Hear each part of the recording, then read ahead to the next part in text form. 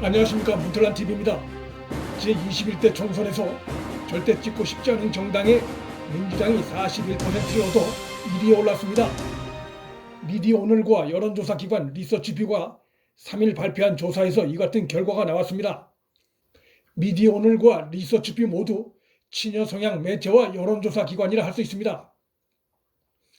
이들의 그간 조사에선 절대 찍고 싶지 않은 정당에 자유한국당이 8개월 연속 1위를 기록했지만 총선을 한 달여 앞두고 그 순위가 뒤집힌 것입니다. 이번 조사에서 또 하나 주목되는 것은 정권 심판론이 야당 심판론보다 높게 나왔다는 것입니다. 여당 후보가 더 많이 당선되어야 한다는 42%, 야당 후보가 더 많이 당선되어야 한다는 49%로 조사됐습니다. 이건 역시 그간 야당 심판이 정권 심판보다 더 높게 나왔던 조사 결과와는 현격한 차이를 보이고 있습니다. 친여 성향 매체와 여론조사 기관에서 이 같은 조사 결과가 나왔다는 것은 현 정권의 우호적이었던 중도층 중 상당수가 야당 쪽으로 돌아섰다는 것을 의미하고, 이것은 이번 선거 결과가 정권 심판 쪽으로 흐를 것임을 예상케 합니다.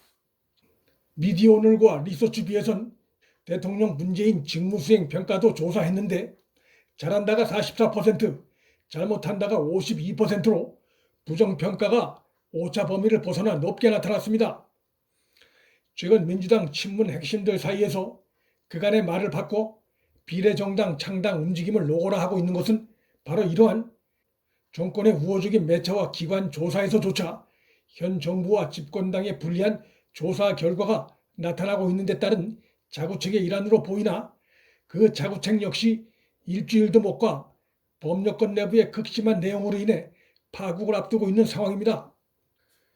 민주당의 김부겸, 김혜영 등 영남권 일부 의원들은 비례정당 창당 시도는 명분을 잃으면 중도층이 떠나 소탐대실이고 위성정당을 만드는 건 국민에 대한 도리가 아니다라며 강력히 반대하고 있습니다.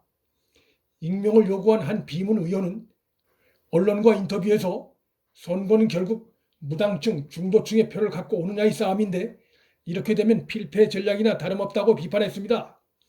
더 심각한 것은 민주당 내 비례 후보들, 특히 청년 비례 후보들 사이에서 민주당에 속았다는 불만이 터져나오고 있다는 것입니다. 이미 면접을 치른 민주당의 한 비례 후보는 비례대표 되려고 얼마나 많은 사람들이 줄을 서 기다리는데 후보를 안 내면 우리는 어떻게 되느냐며 불만을 터뜨렸습니다. 민주당이 당박 비례정당과 연합을 위해 당내 비례 후보를 내지 않으려고 하자 이미 면접까지 치른 비례 후보들이 분통을 터뜨리고 있는 것입니다.